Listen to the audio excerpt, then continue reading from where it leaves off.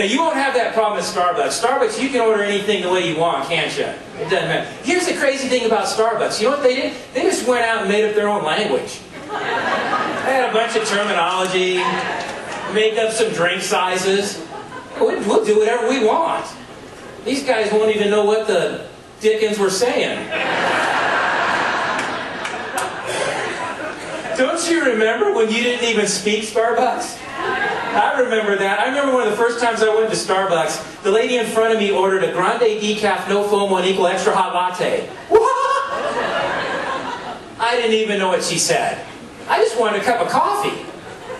So I was struggling. I was next. I had my Starbucks English dictionary out. You know, I'm like, give me a Grando, Capo, Frappo. Como se dice Folgers?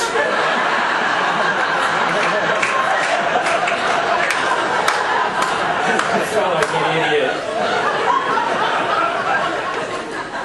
I immediately went home and ordered the Starbucks version of Rosetta Stone. 6 to 8 weeks later, I was fluent.